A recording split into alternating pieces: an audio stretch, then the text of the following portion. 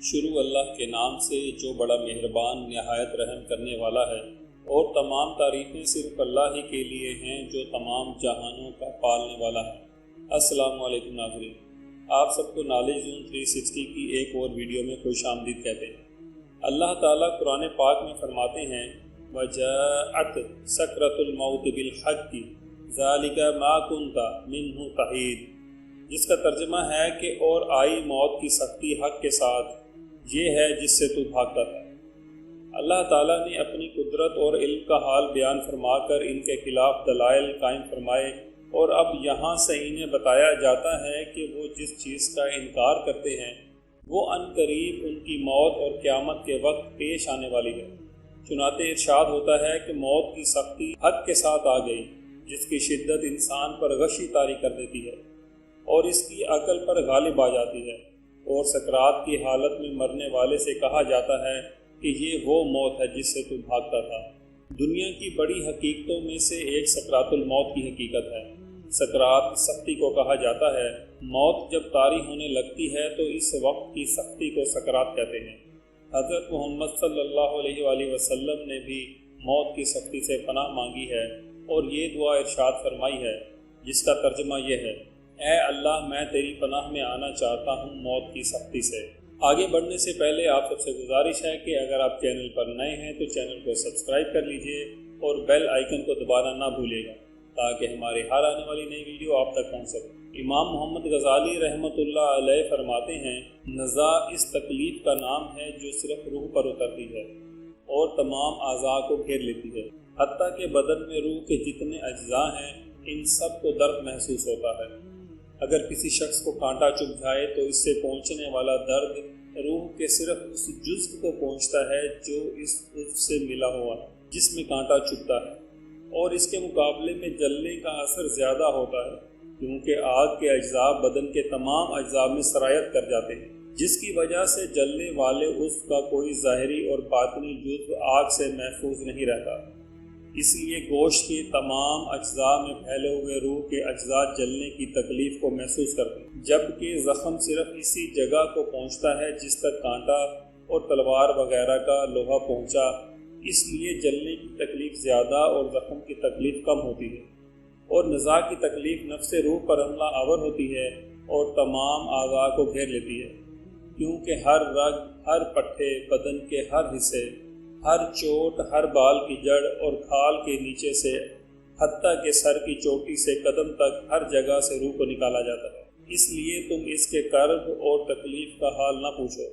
حتیٰ کہ بزرگوں نے فرمایا کہ موت تلوار کی مار، آرے کی چیرنے اور کینچی کی کاٹ سے زیادہ سخت ہے، کیونکہ بدن کو تلوار سے کاٹا جائے تو صرف اس لیے تکلیف ہوتی ہے کہ بدن کا روح سے تعلق ہے، تو جب صرف روح ہی کو صدمہ پہنچے تو کس قدر تکلیف ہوتی ہے۔ نیز جب کسی شخص کو مارا جاتا ہے تو وہ مدد بھی مانگ سکتا ہے اور چیخ بھی سکتا ہے، کیونکہ اس کے دل اور زبان میں طاقت موجود ہوتی ہے، لیکن مرنے والے کی آواز اور چیخ و پکار سخت تکلیف کی وجہ سے ختم ہو جاتی ہے، کیونکہ روح نکلنے کی بے انتہا تکلیف ہوتی ہے اور یہ دل پر سوار ہو کر پوری قوت کو ختم کر دیتی ہے۔ مرنے والے کے اعضاء کمزور پڑ جاتے ہیں اور اس میں مدد مانگنے کی طاقت باقی نہیں رہتی۔ یہ تکلیف عقل کو بھی ڈھانپ لیتی ہے، اوسان خطا کر دیتی ہے، زبان کو بولنے سے روک دیتی ہے۔ موت کے وقت انسان چاہتا ہے کہ روئے، چلائے اور مدد مانگے، لیکن وہ ایسا نہیں کر سکتا، اور اگر کچھ قوت باقی رہتی بھی ہے تو روح نکلنے کے وقت اس کے حلق اور سینے سے غرغر کی آواز سنائی دیتی ہے۔ اس کا رنگ بدل کر مٹیالہ ہو جاتا ہے کہ گویا اس سے وہی مٹی ظاہر ہوئی جس سے وہ بنا تھا، اور جو اس کی اصل فطرت ہے۔ اس کی رگیں کھینچ لی جاتی ہیں، حتیٰ کہ آنکھوں کے ڈھیلے پلکوں کی طرف اٹھ جاتے ہیں، ہونٹ سکڑ جاتے ہیں، زبان اپنی جڑ کی طرف کھنچ جاتی ہے، اور انگلیاں سبز ہو جاتی ہیں اور ٹھنڈی پڑ جاتی ہیں۔ تو ایسے بدن کا حال نہ پوچھو جس کی ہر رگ کھینچ لی گئی ہو۔ ذرا غور کرو کہ ایک رگ کھینچ جانے سے سخت تکلیف ہوتی ہے، تو اس وقت کیا حال ہوگا جب درد میں مبتلا روح کو بھی کھینچ لیا جائے، اور کسی ایک رگ سے نہیں بلکہ تمام رگوں سے اسے کھینچا جاتا ہے۔ پھر ایک ایک کر کے ہر عضو میں موت واقع ہوتی ہے۔ پہلے اس کے قدم ٹھنڈے پڑتے ہیں، پھر پنڈلیاں اور پھر رانیں ٹھنڈی پڑ جاتی ہیں، اور ہر عضو میں نئی سختی اور شدت پیدا ہوتی ہے، حتیٰ کہ گلے تک نوبت پہنچتی ہے، اور اس وقت اس کی نظر دنیا اور دنیا والوں سے پھر جاتی ہے، اس پر توبہ کا دروازہ بند ہو جاتا ہے اور اسے حسرت اور ندامت گھیر لیتی ہے۔ یہاں میں آپ کو موت کی سختی کا ایک واقعہ سنانا چاہتا ہوں جو کہ شاید ہی آپ نے سنا ہو۔ ابو عمران جونی رحمۃ اللہ علیہ فرماتے ہیں کہ بنی اسرائیل نے حضرت عیسیٰ علیہ السلام سے سام بن نوح کے دوبارہ زندہ کرنے کی درخواست کی۔ حضرت عیسیٰ علیہ السلام نے کہا کہ مجھے ان کی قبر دکھلا دو۔ لوگ آپ کو ان کی قبر پر لے گئے۔ آپ ان کی قبر کے پاس کھڑے ہوئے اور فرمایا، اے سام، اللہ کے اذن سے کھڑے ہو جاؤ۔ وہاب کہتے ہیں کہ سام زندہ ہو کر کھڑے ہو گئے تو ان کا سر اور داڑھی سفید تھی۔ عیسیٰ علیہ السلام نے کہا، اے سام، جب تمہارا انتقال ہوا تھا اس وقت تو تمہارے بال سیاہ تھے۔ سام نے کہا، ہاں، لیکن میں نے جب آواز سنی تو خیال کیا کہ قیامت قائم ہوگی، اس لیے قیامت کے خوف سے میری داڑھی اور سر کے بال سفید ہو گئے۔ عیسیٰ علیہ السلام نے پوچھا، آپ کو فوت ہوئے کتنا زمانہ ہوا؟ سام نے فرمایا، 5000 سال، اور اب تک مجھے روح نکلنے کی سختی نہیں بھولی۔ عیسیٰ علیہ السلام کے سامنے جب قیامت کا ذکر آتا تو گمشدہ بچے والی ماں کی طرح چلا کر روتے اور فرماتے، ابن مریم کو قیامت کے ذکر پر خاموش بیٹھنا مناسب نہیں۔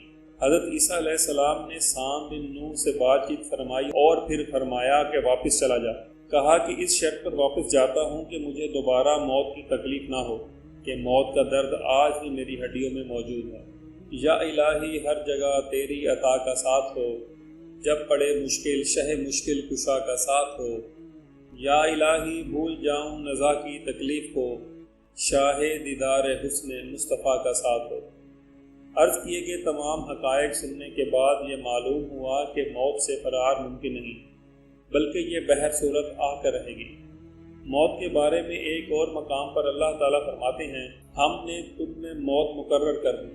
ایک اور جگہ ارشاد فرماتے ہیں کہ ہر جان کو موت کا مزہ چکھنا ہے، پھر ہماری ہی طرف تم پھیرے جاؤ گے۔ اور ایک اور جگہ قرآن پاک میں اللہ تعالیٰ ارشاد فرماتے ہیں، تم جہاں کہیں بھی ہوگے موت تمہیں ضرور پکڑ لے گی، اگرچہ تم مضبوط قلعوں میں ہو۔ اللہ تعالیٰ نے ہم نے موت مقرر کر دی اور ہر جان نے موت کا ذائقہ ضرور چکھنا ہے، اور بندہ چاہے مضبوط ترین مکانات میں چلا جائے وہاں بھی موت اسے ضرور پکڑ لے گی۔ اور اللہ تعالیٰ کے فرشتے روح قبض کرنے میں کوئی کوتاہی نہیں کرتے، تو پھر موت سے غافل رہنا، نزا کی حالت میں طاری ہونے والی سختیوں کی فکر نہ کرنا، اور موت کے بعد برزخ و حشر کی زندگی کے لیے کوئی تیاری نہ کرنا انتہائی نادانی ہے اے انسان۔ آخر میں اللہ تعالیٰ سے دعا ہے کہ اللہ تعالیٰ ہمیں آخرت کی تیاری کرنے کی توفیق عطا فرمائے۔ آمین یا رب العالمین۔